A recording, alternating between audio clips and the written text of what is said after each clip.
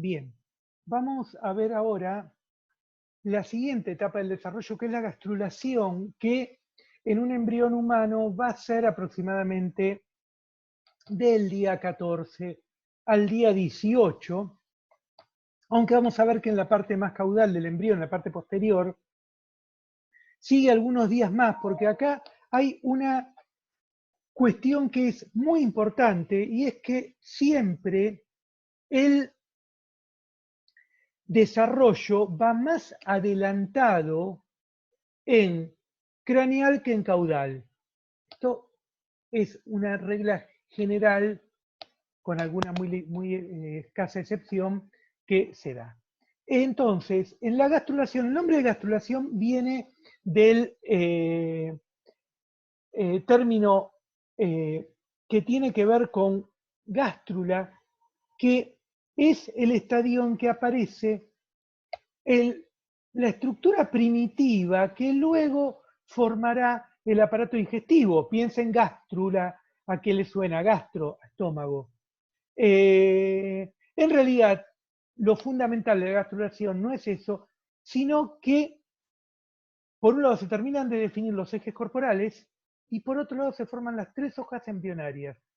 El ectodermo, el mesodermo y el endodermo, que recordemos que las tres se forman a partir de ese epiblasto que aparecía en el disco embrionario. Bien. Vamos a ver que tenemos un embrión que ya está implantado, recuerdan que ya ha penetrado, que tiene su saco vitelino, su cavidad amniótica, y acá vamos a ver que aparece el epiblasto. Lo que vemos en azul es el epiblasto. Todas las tres hojas embrionarias, el embrión tridérmico va a salir de ahí. ¿Qué vamos a hacer ahora? Imagínense que levantamos esto, lo retiramos el amnios y vamos a ver desde arriba a ese disco embrionario. Así lo vamos a mirar. Vamos a ver que en ese disco embrionario, en el día 14 del desarrollo, empiezan a aparecer algunas estructuras. Acá aparece un engrosamiento, que es la membrana bucofaringea.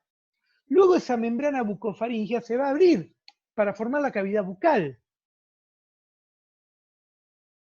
Y en caudal aparece otro engrosamiento lineal, que es la línea primitiva. Esto que vemos acá sería el saco vitelino, esto es el hipoblasto, pero nosotros lo que estamos viendo es el epiblasto desde arriba, le hemos sacado el amnios. Esto está el amnios, es como si viéramos, si a una casa le sacáramos el techo y nos pusiéramos a mirar así, ¿qué hacen sus habitantes adentro? Acá se ha marcado el segundo eje corporal. Hasta este momento, ya desde el momento que se había formado el blastocisto, sabíamos que lo que estaba cerca del polo animal iba a ser lo dorsal y lo otro obviamente iba a ser ventral. Ahora, donde está la membrana bucofaringea nos marca el eje, la porción craneal, o sea, y la línea primitiva la caudal. Acá se marcó el eje cráneo-caudal.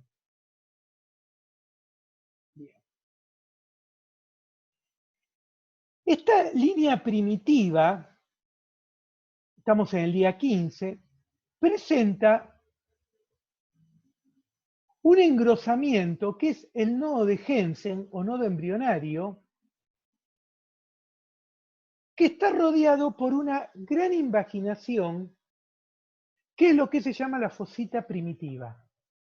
La línea primitiva y la fosita primitiva son zonas en donde se van a producir movimientos celulares, en donde las células van a ir, van a converger y se van a introducir. Vamos a ver qué es lo que hacen.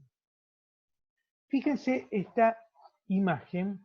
Esto que vemos acá es un esquema de un embrión humano de 16 días y Acá lo que estamos viendo es un corte de microscopía electrónica de barrido de un embrión de ratón en un momento equiparable. Acá tendríamos el epiblasto y acá tendríamos el hipoblasto. Pero acá, fíjense, está que hay una depresión. Esa es la línea primitiva. La línea primitiva es como una depresión rodeada de dos engrosamientos. Va así, a cada lado, y en el medio una depresión. Y en craneal termina con la fosita primitiva, que es justamente una cosa más redonda, perdón. Bien. Acá llega la línea primitiva. Esto es el nodo de Jensen o nodo primitivo rodeado de la fosita primitiva. Bien. Lo azul es epiblasto. Algunas células del epiblasto convergen en la línea primitiva. Y ahí cambian sus características, pierden las características epiteliales y empiezan a moverse, empiezan a hacer un movimiento que se llama involución, invaginación e involución, dos movimientos, y las primeras células que se meten lo que hacen es venir para acá. Esto que estaba acá amarillo era el hipoblasto. Entonces las primeras células que se introducen, estas que llegaron acá, lo que van a hacer es reemplazar al hipoblasto. ¿Y qué es lo que consiguen reemplazando al hipoblasto? Formar el endodermo definitivo del embrión. Cuando estas células del hipoblasto van a entrar en apoptosis, se van a morir, y las van a reemplazar estas células que fueron las primeras que se invaginaron, las primeras que se metieron. Las siguientes que se introducen por la línea primitiva van a formar el mesodermo. Son estas rojas que quedan acá, que se meten entre el ectodermo y el endodermo, porque obviamente las células que no hacen el movimiento de invaginación, las células que se quedan arriba, ya hablamos de arriba porque eso va a ser el dorso, las células que se quedan arriba van a terminar constituyendo el ectodermo. O sea que nosotros vamos a terminar en un momento teniendo un embrión tridérmico, después volvemos a esto, con ectodermo, mesodermo y endodermo. Las tres hojas embrionarias definitivas. Vamos a volver. ¿Y qué ocurre? Hay células que se invaginan, que se meten en la fosita primitiva. Esas células lo que van a hacer es, van a dirigirse, una vez que se introducen, de la misma forma que se introducen acá, se van a dirigir hacia craneal. Se van a dirigir hacia adelante, así. Y van a formar dos cosas. Las primeras que se meten forman lo que va a ser el endodermo más craneal, relacionado con la cabeza. Las primeras mesodérmicas que se meten van a ser lo que se va a llamar la placa precordal. Y las siguientes que se meten van a terminar originando la notocorda, el eje craneal, el eje corporal del embrión. Vamos a volver a explicar esto en unos minutos. Acá tenemos entonces. Línea primitiva, las células que se meten acá, primero convergen en la línea primitiva y una que se introducen divergen. Las primeras reemplazan al endodermo, al hipoblasto para formar el endodermo, las siguientes forman mesodermo. Las que se meten en la fosita primitiva, que era lo que rodeaba el nodo de Jensen, el nodo primitivo, se dirigen hacia adelante formando el endodermo más craneal, formando la placa precordal, que va a ser mesodérmica, y formando la notocorda, que acá aparece como mesodermo axial. Hay dos zonas del embrión donde nunca van a llegar las células del mesodermo. Entonces, ecto y endo van a contactar. Esas zonas son la membrana bucofaringea y la membrana cloacal. Esas dos zonas se van a abrir para formar la boca y, en el caso nuestro, no solo el ano, sino también los orificios genitales y urinarios. Bien.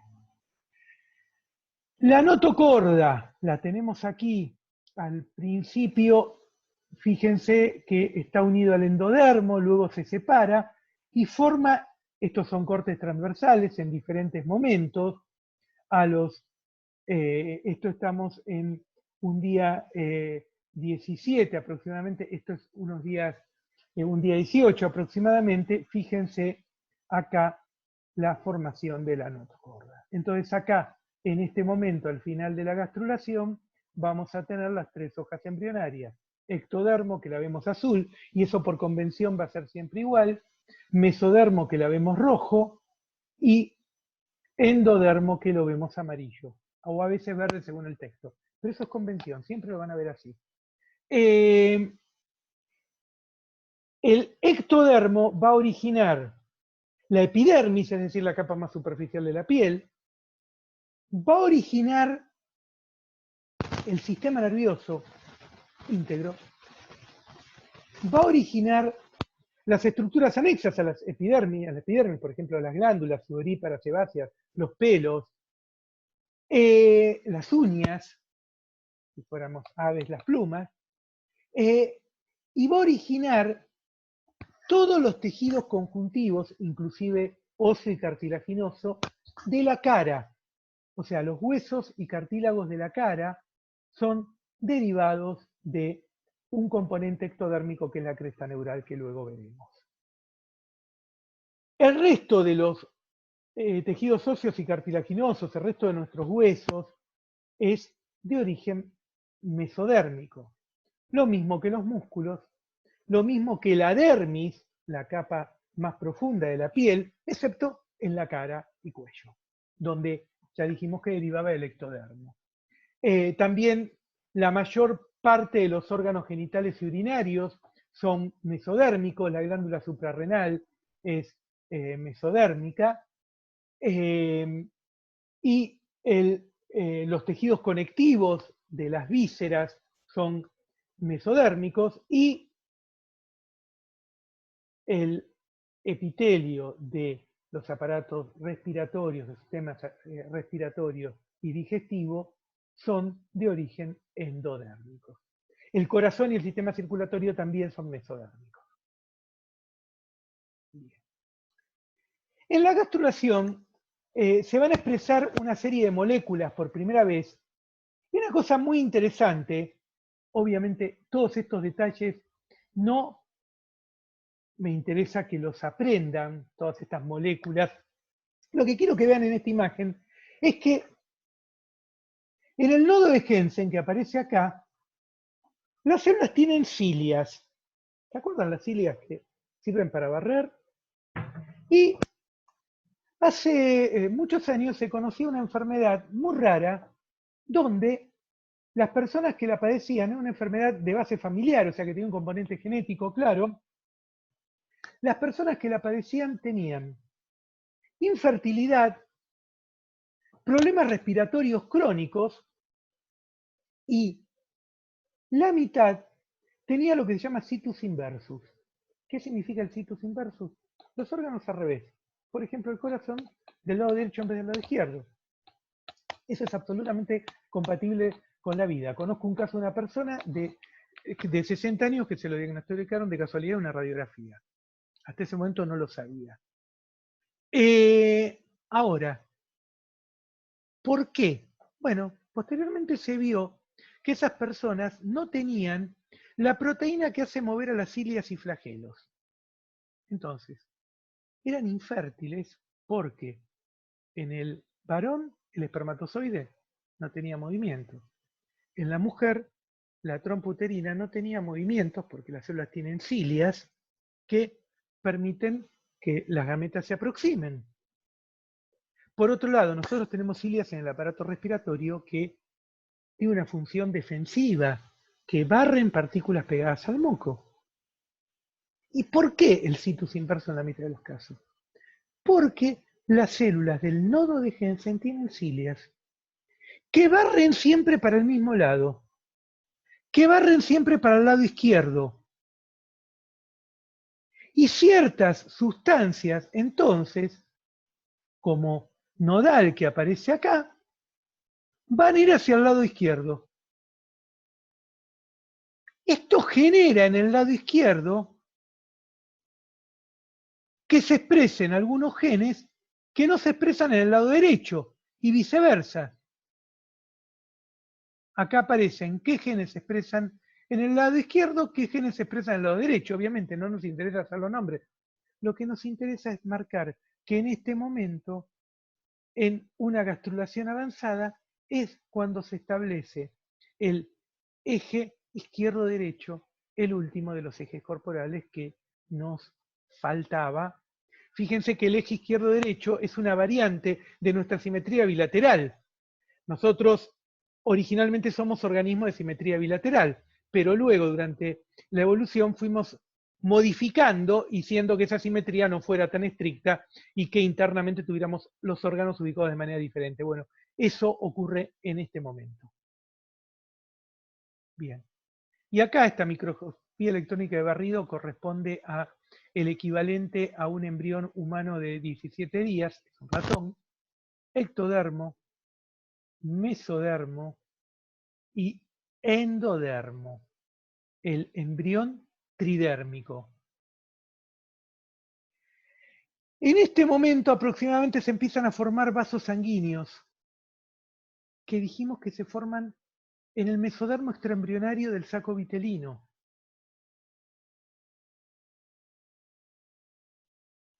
Y los vasos sanguíneos que están más craneales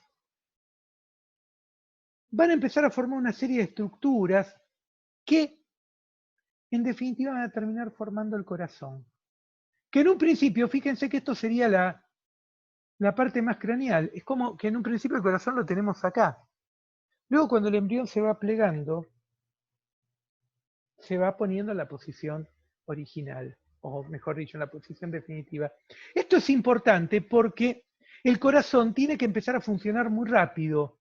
Y esto, cuando dice el corazón le late temprano, con todas las implicancias que eso puede llegar a tener en relación a lo que es la vida prenatal, es un hecho indispensable, porque cuando el embrión tiene más de 2 milímetros, si no empezara a haber circulación, no podría nutrirse y se moriría. Entonces, el sistema circulatorio y por ende el corazón es el primero que empieza a funcionar, porque si no, ya el embrión tiene un tamaño que por difusión de nutrientes no puede ya alimentarse. Entonces, la sangre del, acá estamos en el trofoblasto, o el corion, ya que era trofoblastos más mesodermo extraembrionario, que ven empieza a formar vellosidades que van a ser la base fetal de la embrionaria de la placenta.